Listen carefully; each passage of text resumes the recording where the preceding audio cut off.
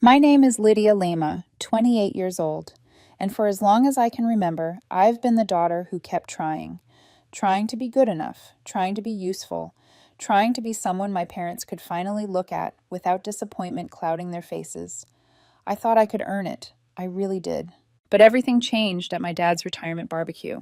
I spent weeks planning that stupid party, booked the caterer, ordered his favorite foods, even had a cake made with a little fondant briefcase on top.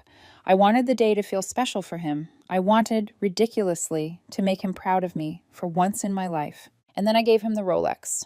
$12,000, engraved with, "For the time you gave us. Love, Lydia." He opened the lid like he already knew he wasn't going to like it, looked at it once, just once. Then he smirked, not even trying to hide it, and said loudly enough for everyone to hear, "Trying to prove something? You're still my biggest disappointment." My mother laughed, that sharp, mean little laugh she saves for moments when my dad humiliates someone. I swear the entire backyard went silent.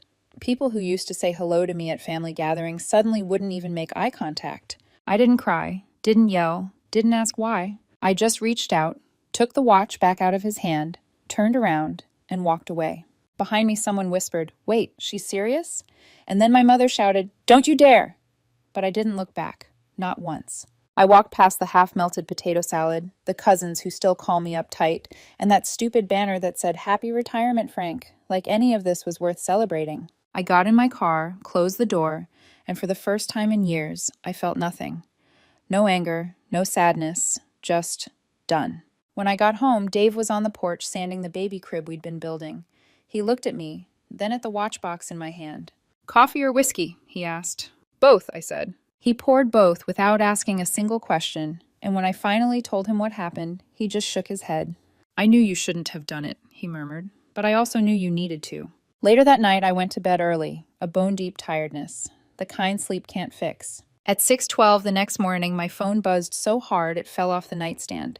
12 missed calls, 3 from Mom, 5 from Dad, 4 from Aunt Tricia, who only calls when she wants to turn family drama into Facebook entertainment. Then Grandpa called. He never calls unless it's serious. "Lydia," he said immediately, "what's going on?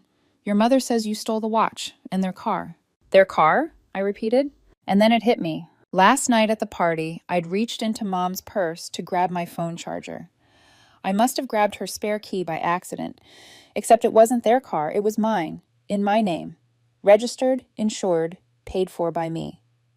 The car they begged me to co-sign because Dad maxed out all his cards. The car they promised to make payments on, and didn't. So I covered 10 months of it myself. I stood there in the kitchen, holding the key in one hand and the Rolex in the other. Something inside me snapped into place. Not anger, not spite, just clarity. I had spent years trying to earn a kind of love that was never available to me. But the car, the watch, those were mine, and I was done pretending that any of this was normal. The voicemails from Mom were barely coherent. Her sobbing about how I humiliated them, how everyone was talking, how I ruined his big day. Then Dad's voice. "You think respect can be bought? You'll always be the same disappointment. Doesn't matter how much money you waste." I deleted every message. At noon, there was a knock on the door. I wasn't expecting anyone. When I opened it, Grandpa was standing there, leaning on his cane. His truck parked crooked in the driveway. He doesn't drive much anymore, so seeing him there made my stomach tighten. He came inside quietly. Dave poured him coffee, and the three of us sat at the kitchen table. The Rolex box was still lying between us. After a long silence, Grandpa finally spoke. "So, you finally had enough of him?" I nodded. "You know," he said, tapping the cane against the floor, "your father always said he'd buy himself a Rolex when he made it. Never did. Always had excuses." He looked at me then, really looked. "You giving him one must have hit deeper than he'll ever admit." My throat tightened. I just thought maybe it would mean something. Maybe he'd finally be proud of you. Grandpa finished for me. He shook his head.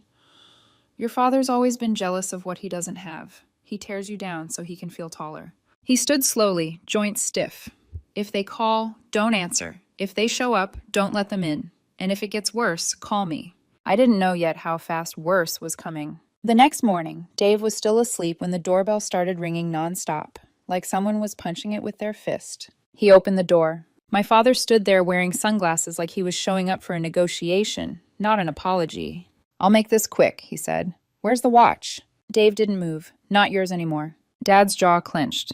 It was a gift. She can't just take it back. She can, Dave said calmly, when you humiliate her in front of 50 people. Dad gave a sharp, humorless laugh. You have no idea what it's like to deal with her. You'll find out soon enough.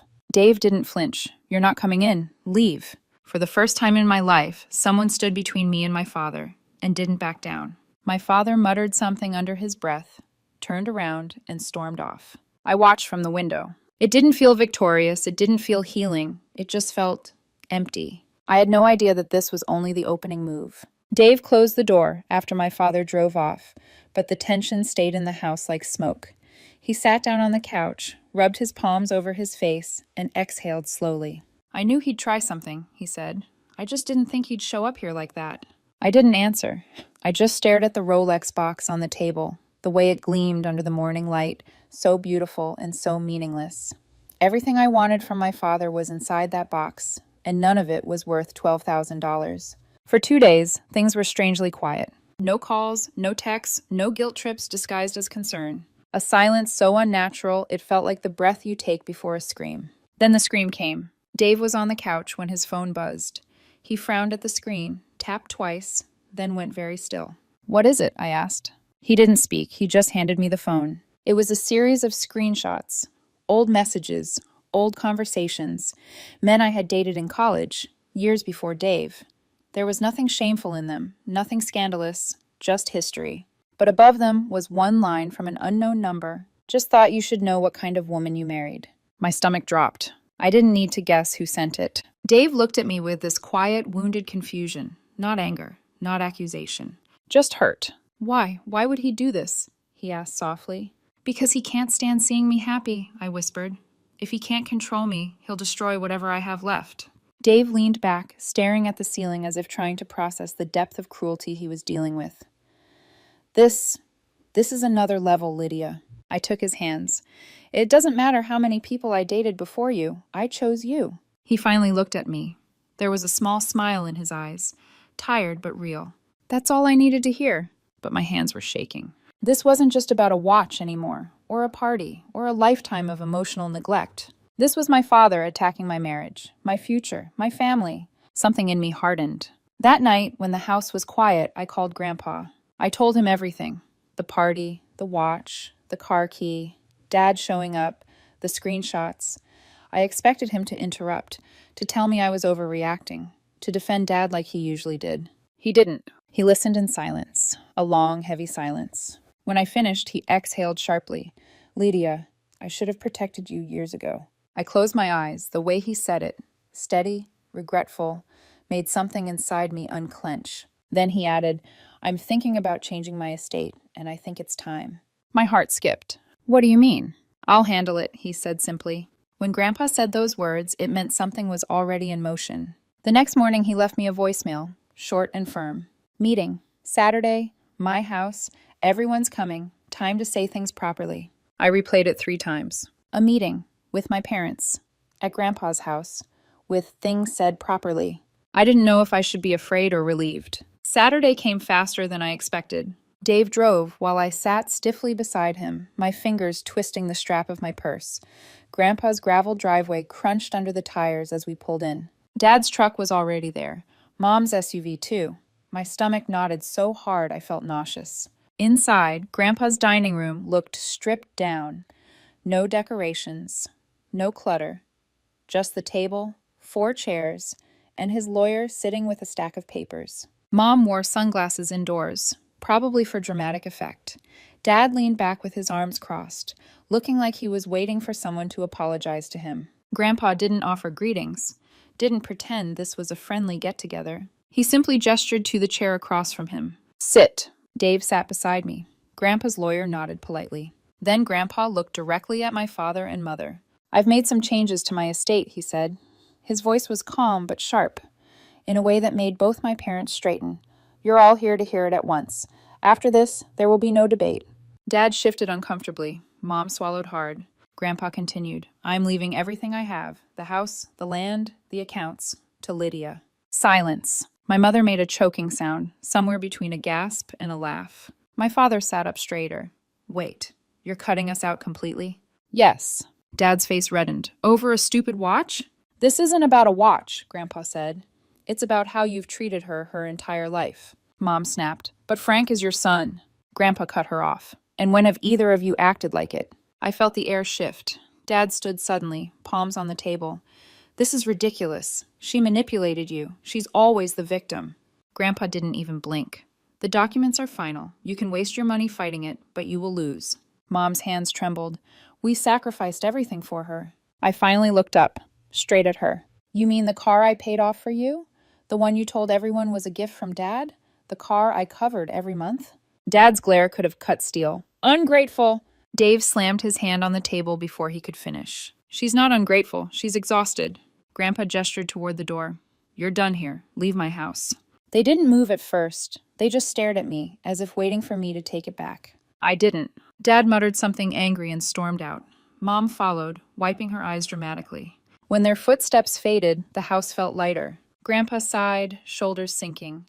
I should have done this a long time ago. For the first time in my life, someone chose me over them. And that changed everything. For a few days after the estate meeting, I felt something unfamiliar. Quiet. Not peace. Not relief. Just quiet.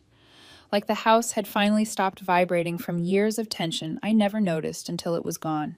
Then came the knock. Not polite, not hesitant. The kind of knock that says we're not leaving. When I opened the door, both of them were standing there. My father looked wrecked, eyes bloodshot, shoulders slumped, but still carrying that bitter pride like a shield. My mother looked smaller than I had ever seen her, sunglasses pushed into her hair, mascara smudged. We need to talk, Dad said. I stepped outside and closed the door behind me. Out here is fine. Mom immediately stepped forward, hands clasped like she was praying. Honey, please, we're sorry for what we said. Dad nodded stiffly. I wasn't fair to you, or to Dave. It was the first time he had ever acknowledged him as part of my life. For a second, one tiny second, I felt something twist inside me. A stupid, fragile part of me whispering that maybe, finally, they understood. Then Dad kept talking. When you gave me that watch, he said, I knew I didn't deserve it. It made me feel like you didn't need us anymore, like I'd failed. I stared at him. He looked sincere, but sincerity doesn't erase damage, and it doesn't erase what came after. You didn't just insult me, I said quietly. You tried to break my marriage. He looked down at his shoes. I regret that. Mom's voice trembled. Your grandfather is giving everything to you. We're losing the house. Please, talk to him. Tell him to leave us something. And there it was. The truth. The reason they were here. Not love, not regret, not growth. Money. Why would I do that? I asked. Dad's tone sharpened. Because you're still our daughter. No, I said, my voice steady. I'm the daughter you used until it stopped working. Mom's eyes filled with tears instantly. If we lose the house, we have nowhere to go. Dave opened the door behind me, leaning against the frame. Maybe, he said. You shouldn't have burned every bridge you had. I started closing this door. My mother's hand shot out instinctively, but she didn't touch me. She just reached, desperate. Wait, she cried. Ryan's coming home next week. I froze. My brother. The golden child. The one who could do no wrong. The one they always ran to when they needed a savior or an audience. What? I asked. Mom swallowed hard. He called Grandpa. He wants to talk. Of course he did. They had sent him. Their last weapon. So this isn't an apology, I said. It's a warning. Dad's jaw tightened. This isn't over. No, I replied, meeting his eyes. It's just beginning. I closed the door in their faces. That night, the tension felt different. Not fear, not dread. Determination. A steel rod in my spine. When I told Dave everything, he listened quietly, then asked, So what now? I didn't hesitate. I'm going to finish what they started. A few days passed. Then Grandpa called. Guess who showed up, he said. I didn't even need to guess. Ryan. He said he wanted peace, Grandpa continued. Then handed me a list. Percentages of the estate. What he thought was fair. I laughed bitterly. Of course he did. Ryan didn't care about fairness. He cared about winning. They sent him to soften you up, I said. I know, Grandpa replied. That's why I told him to leave. I pressed the phone to my ear, waiting. And, Grandpa added, voice firm, I've decided. No more safety nets. They're cut off, for good. I went still. Are you sure? I've watched your father waste every chance he's had, and your mother excused every mistake. You fought your way out. You earned this, Lydia. They didn't. My throat tightened. I don't just want the estate, I whispered. I want silence. No contact. No more chances. There was a pause. Then he said, "It's done." The next day, he met with them and Ryan privately. Later, he called again. "They're out," he said simply. "The will, the support, the insurance, the house, everything." 3 days later, they came back. No pride this time, only desperation. Mom's voice cracked as she spoke. "We're sorry, Lydia. You were right." Dad's face looked hollow. "I was cruel," he admitted. We can't survive this. Please talk to Grandpa. Ask him to reconsider." I opened the door wider, but still blocked the way inside. "I begged for respect for years," I said. "You gave me nothing." Mom reached for my hand. "We were scared," she whispered. "We thought if we failed, we'd lose you." "You lost me anyway," I replied and closed the door. 2 days later, the dealership called. The car, the one they insisted was theirs, had been repossessed. Good. Let the consequences finally belong to the people who created them. That afternoon, I shredded every old document tied to them. Bills, statements, receipts. All the proof of years I helped keep them afloat. Piece by piece, the weight lifted. And in the evening, Grandpa called again. "They came back," he said softly. "Said they're sick, needed help. No proof, no diagnosis, just desperation." He sighed. "Even I don't believe them anymore." "Grandpa," I said, "I didn't break this family." "No," he replied, "they did." That night, Dave and I sat outside on the porch. We didn't speak. We didn't need to. For once, for the first time in my entire life, I wasn't waiting for the next storm.